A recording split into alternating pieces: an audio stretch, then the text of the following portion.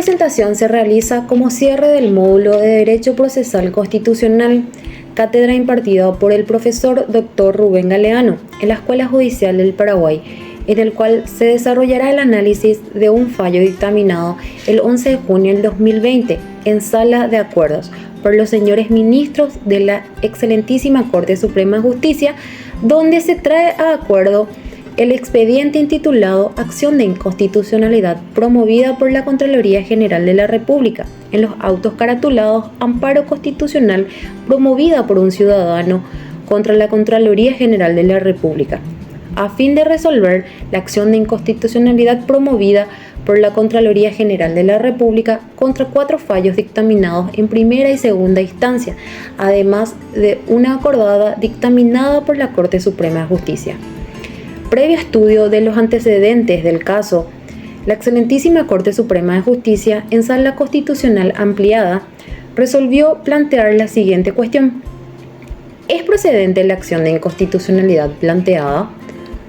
Por lo siguiente, los votos de los señores ministros de la Excelentísima Corte Suprema de Justicia serán analizados por los alumnos, los abogados de la Escuela Judicial del Paraguay, sede Caocupé, sección B, año 2023. Mi nombre es Javier Cardoso, alumno de la Escuela Judicial. Me corresponde hablar del análisis del voto del ministro Dr. Alberto Martínez Simón con respecto al caso que nos ocupa de acción de inconstitucionalidad planteada por la Contraloría General de la República en los autos caratulados Amparo Constitucional promovido por el señor Juan Carlos Lescano Flecha contra Contraloría General de la República, en el cual, en el fondo, entrando un poco al fondo de la cuestión, el señor Juan Carlos Lescano Flecha, accionante del amparo constitucional, solicita a la Contraloría General de la República información específicamente de algunos funcionarios públicos que ocupan justamente cargos públicos.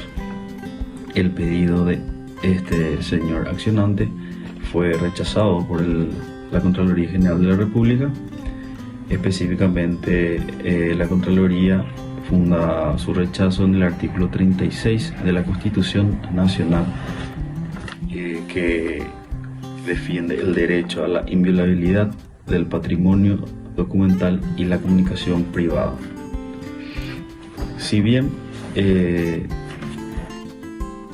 el afán de sostener su criterio y reserva a la Contraloría General de la República, menciona en el artículo 36 que es custodio o garante patrimonial documental de las personas. Pero bien, el doctor Martínez Simón rechaza esta acción de inconstitucionalidad planteada por la Contraloría General de la República, y él mismo se ciñe primeramente manifestando lo que reza en el artículo 28 de la Constitución Nacional, que protege el derecho a informarse, que entre otras cosas reza que se reconoce el derecho de las personas a recibir información veraz, responsable y ecuánime. Así también, bien, en la segunda parte está la clave para, yo creo, dilucidar este inconveniente, donde dice: las fuentes públicas de información son libres para todos. Así también el doctor Martínez Simón manifiesta que, en virtud de lo que establece el artículo 2 de la Ley 5282, inciso E, las fuentes públicas de información son la Defensoría del Pueblo, la Contraloría General de la República y el Banco Central del Paraguay, que tienen la obligación como fuentes de información pública proveer a cualquier ciudadano que lo requiera estas informaciones, más teniendo en cuenta este tipo de declaraciones de bienes y rentas que son susceptibles para la ciudadanía, útiles y importantes. Si bien es cierto, la Contraloría General de la República en su acción de inconstitucionalidad también funda sus pretensiones conforme a un precepto de rango constitucional, que es en su artículo 36, pero bien lo expresa y lo explica el doctor Martínez Simón, que la Contraloría cometió un error de interpretación, ya que el caso que nos ocupa no se trata de un patrimonio documental privado, sino que se trata de una cuestión pública que tiene un cargo público, y más teniendo en cuenta las funciones que tiene la Contraloría General de la República, que entre otras cosas dice que es el encargado de ejercer en representación de la comunidad el control fiscal y a la administración y a los particulares que manejan fondos o bienes de la nación. Bien, el doctor Martínez Simón sigue mencionando que funda sus pretensiones también en la ley número 52/82, en sus artículos 2 y 4 de la ley de libre acceso ciudadano a la información pública y transparencia fundamental. Él mismo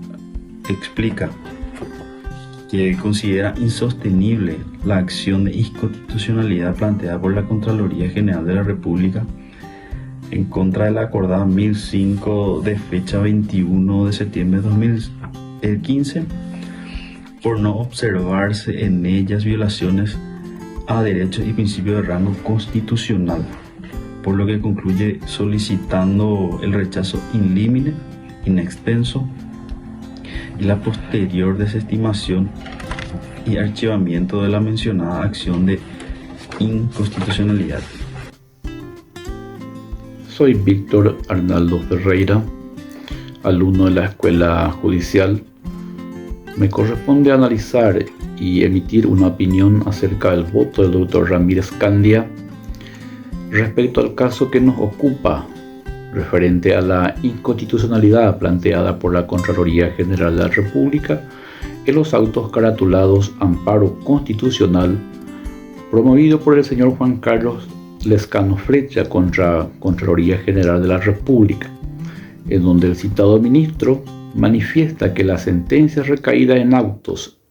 y que han autorizado la publicación de las declaraciones juradas de los funcionarios cumplieron con el objeto de todo proceso del amparo, que es la de salvaguardar los principios y derechos consagrados en la Constitución. Por lo tanto, las sentencias recurridas no son inconstitucionales. Sostiene que para que sea efectivo el control ciudadano, toda actividad funcional de los funcionarios públicos debe ser informado a los dueños originarios del poder público, que es el pueblo. En ese sentido, proveer toda información de su actividad patrimonial es relevante para valorar su idoneidad moral en la gestión pública. En consecuencia, afirma que las resoluciones impugnadas se adecuan perfectamente a valores de estructura republicana del Estado paraguayo, que consagra el derecho a recibir información por todos los ciudadanos, por lo que de ninguna manera son inconstitucionales. Finalizando su exposición, el ministro señala que las resoluciones impugnadas no se fundan en normas contrarias a la Constitución, sino que se justifican en ella, precisamente en el artículo 28 de la Constitución y en la Ley 5282/14, que hace operativo el acceso a la información pública. Mi opinión personal acerca del voto del doctor Ramírez Candia es que en la República o en el sistema republicano no es posible el secreto de Estado, por lo que es indispensable la publicidad de los actos de gobierno, como así también el control por parte de los ciudadanos sobre la responsabilidad de la gestión de los funcionarios públicos. La Carta Magna consagra específicamente el principio republicano del derecho a la información en el artículo 28, donde preceptúa que las fuentes públicas de información son libres para todos. La democracia representativa en el sistema republicano, de amplias libertades y de igualdad para el acceso a los cargos públicos, trae aparejada el flagelo propio de la corrupción en la gestión pública y funcionalidad de los gobiernos,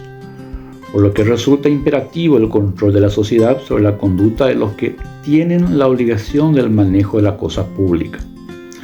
En ese sentido, y atendiendo la realidad nacional de graves denuncias y sospechas sobre la conducta de altos funcionarios del Estado, es que adhiero plenamente al voto del ministro, que rechaza la supuesta inconstitucionalidad de las resoluciones atacadas, dando así realce, vigencia y eficacia al postulado en el artículo 28 de la Constitución. Muchas gracias. Soy el alumno de la Escuela Judicial César Cardoso y me corresponde opinar sobre el voto emitido por el señor ministro Marco Riera Junter sobre la inconstitucionalidad de la acordada 1005 del 21 de septiembre del año 2015. Haciendo un análisis judicial podemos hacer una referencia, así como la hace el doctor Riera Junter. El artículo 131 de la Constitución Nacional dice específicamente que para hacer efectivos derechos consagrados en la Constitución Nacional referidas a las garantías serán reglamentadas por ley. En ese sentido, la acordada no cumple con los criterios de constitucionalidad hasta allí. También refiere el artículo 137 sobre la aplicación de la acordada en base a dos pilares o principios fundamentales que son el principio de supremacía de la Constitución, ¿verdad? Atendiendo a que indefectiblemente se debe cumplir lo que está en el artículo 131 para tener un carácter de constitucionalidad de esa acordada. Y en cuanto a la prelación de las leyes, que es otro de los principios invocados, se refiere a que no puede hacerse valer una norma de menor rango, que es una acordada, con respecto a una de mayor grado, que es la ley.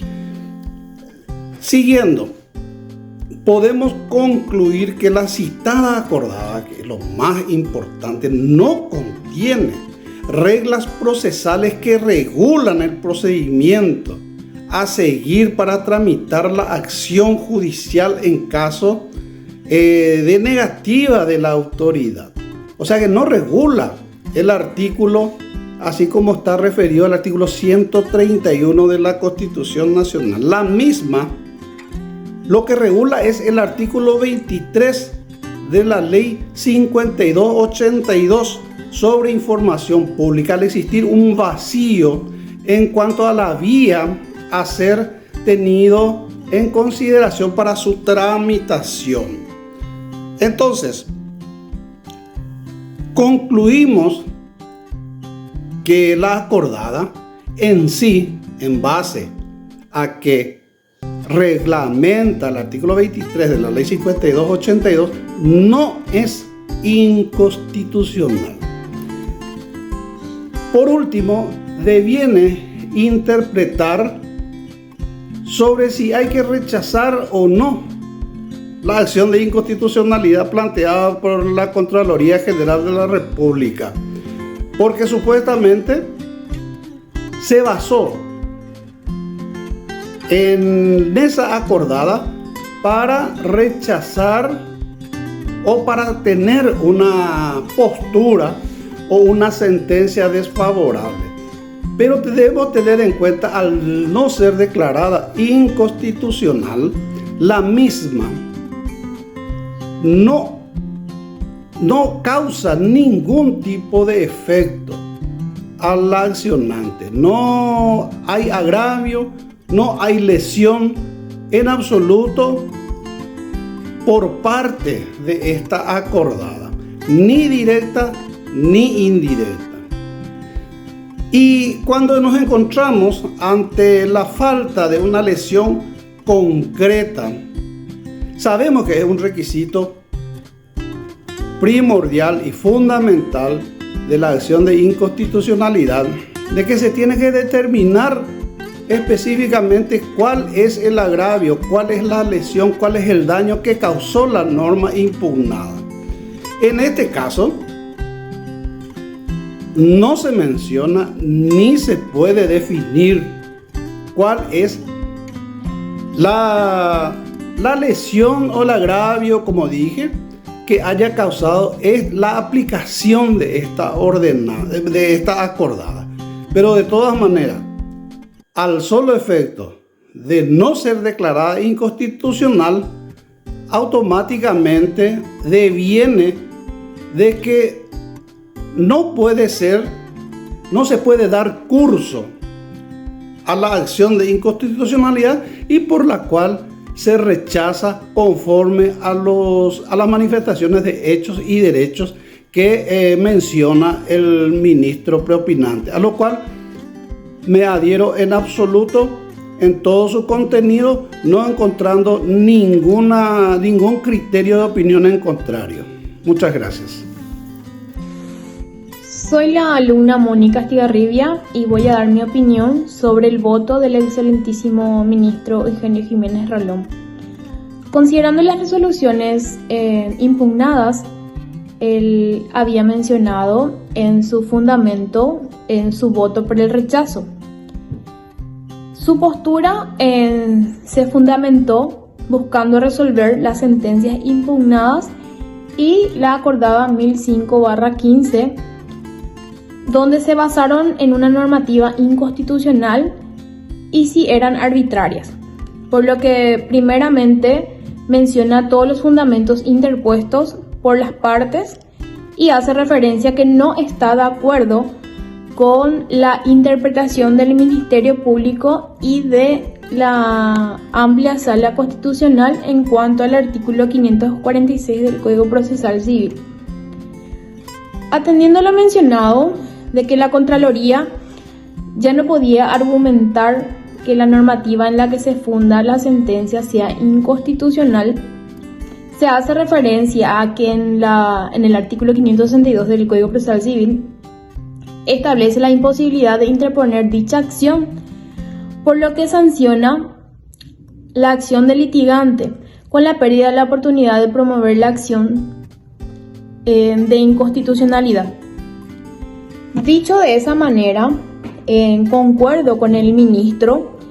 ya que en el artículo 546 del Código Procesal Civil admite la acción de inconstitucionalidad en los juicios especiales de cualquier naturaleza, a pesar que en el artículo 586 del Código Procesal Civil menciona que no podrán articularse cuestiones previas o de competencia, excepciones ni incidentes, por lo que no se deja duda. Pero como ya mencioné, en el artículo 546 habla sobre la acción de inconstitucionalidad en cualquier juicio especial de cualquier naturaleza. En general, fueron aplicadas correctamente las normas constitucionales y legales invocadas por el ministro, ya que desde mi perspectiva la Contraloría debió cumplir con el recaudo esencial, ya que pudo impugnar previamente al momento de contestar la demanda promovida en su contra. Por ende, independientemente a que el juicio de amparo sea una resolución inmediata, el legislador puede recibir en cuestiones incidentales como una garantía inconstitucional. Él puede elevar a la Sala Constitucional si considera necesario determinar la inconstitucionalidad de un acto normativo. Desde mi punto de vista, lo que es la acordada 1005/15 es también constitucional, debido a que no afecta una competencia legislativa, sino más bien es un complemento jurídico establecido por la Corte Suprema de Justicia, ya que en el artículo 23 de la Ley 5282/14 no está reglamentados los procedimientos jurídicos a ser seguidos en caso que las fuentes públicas incumplan con la ley. También concuerdo con la postura de considerar que las sentencias no son arbitrarias, ya que en el estudio del caso se explaya de manera clara y consistente a que se debe considerar una sentencia arbitraria, y en dicho estudio no se evidenció un fallo erróneo, ya que los magistrados intervinientes realizaron un estudio amplio y detallado sobre datos considerados como privados y públicos. Así como se menciona en el voto del ministro Eugenio, los datos expresados a las declaraciones juradas son informaciones proporcionadas por los mismos funcionarios, por lo que también considero que es de carácter público. Es importante mencionar lo afirmado por el ministro, donde menciona que la Contraloría General de la República es una fuente pública, de modo que las declaraciones juradas de ahí obran que son información pública, aclarando que esa información debe ser de interés público. A modo de finalizar esta interpretación sobre la postura del ministro Eugenio Jiménez Rolón, puedo señalar de que fueron aplicadas correctamente las normas constitucionales y las leyes invocadas, por lo que comparto plenamente que se hayan rechazado in totum por improcedente la acción de inconstitucionalidad deducida por la Contraloría General de la República. Muchas gracias. Mi nombre es Dalma Fernández y en el marco de la realización de este trabajo me corresponde el análisis del voto de la ministra María Carolina Yanes, quien primeramente se abocó a la forma y no al fondo de la cuestión. Si el planteamiento correspondía como medio de impugnación en contra de las resoluciones judiciales dictadas en primera y segunda instancia, además de la acordada referida. Teniendo en cuenta el procedimiento según el artículo 581 y el artículo 582 modificado por la ley 600/95 de esta última para la tramitación del amparo como vía para acceder a las declaraciones juradas de los funcionarios y autoridades públicas. En los términos del artículo 550, la ministra concluye la viabilidad del medio de impugnación invocado. Esos puntos no se expresan en la ley número 5282/2014 de acceso a la información pública y transparencia gubernamental y la acordada número 1005/2015 expresa que no es la vía para reglamentar el procedimiento de una garantía constitucional. La misma la reglamenta de forma contraria como vía contenciosa administrativa, exceptuando al amparo como medio de acceso. Por lo que corresponde analizar los bienes jurídicos protegidos, atendiendo al sistema democrático que rige en la República del Paraguay, donde la soberanía radica en el pueblo. Por tal, los gobernantes, los funcionarios, mandatarios al servicio del pueblo deben de rendir cuenta de sus gestiones y retribuciones, donde el control es parte de la misma y entre ellas las declaraciones juradas de bienes y rentas.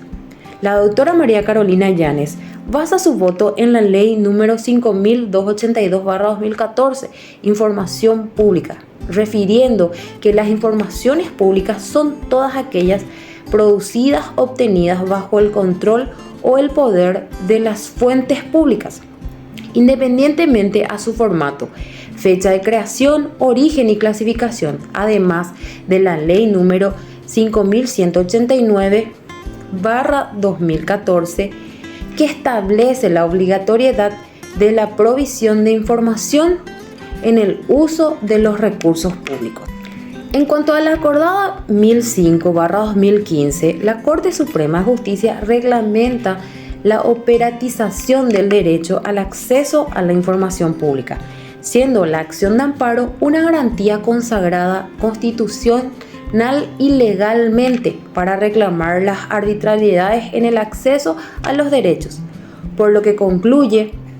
que no se observan arbitrariedades y se considera el rechazo de la acción de inconstitucionalidad interpuesta contra las resoluciones y la acordada. A lo que encuentro muy acertado el voto emitido por la ministra María Carolina Yanes, e igualmente considero viable el planteamiento del amparo en defensa de los derechos consagrados en la Constitución Nacional, por lo que la inconstitucionalidad no corresponde, ya que las declaraciones juradas forman parte de las informaciones públicas, considerando el sistema republicano que rige en nuestro país. Muy buenas, les saluda el alumno Héctor Chávez de la Cátedra de Derecho Procesal Constitucional.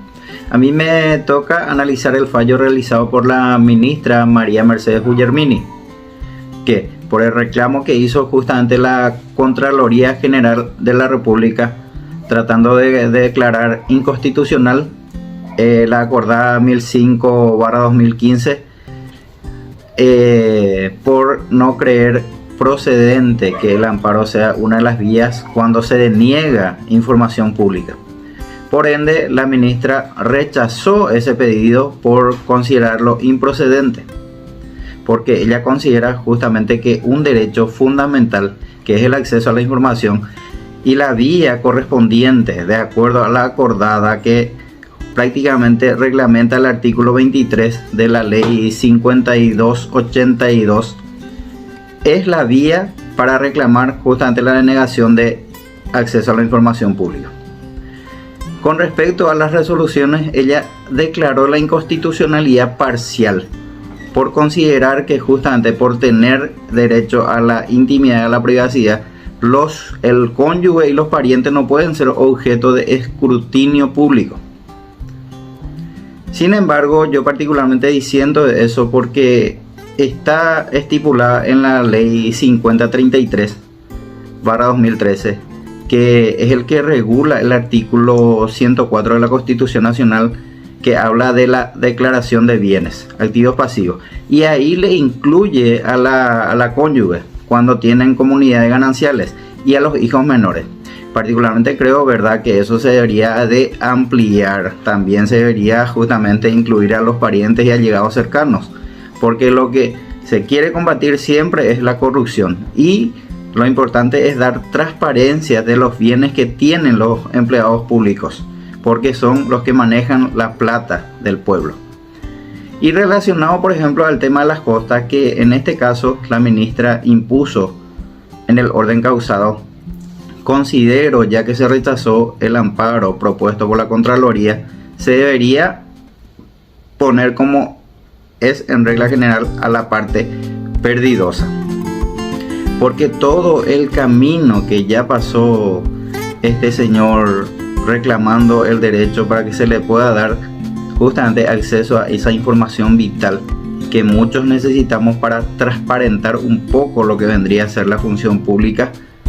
se debería justamente por lo menos considerar eso, ¿verdad? Y trasladar esas costas a la persona o a la entidad, en este caso, que perdió el juicio. Sin más preámbulos, de mi punto de vista, eso es lo que yo considero de acuerdo al fallo que realizó esta ministra. Y hasta acá llega mi análisis. Agradezco la atención.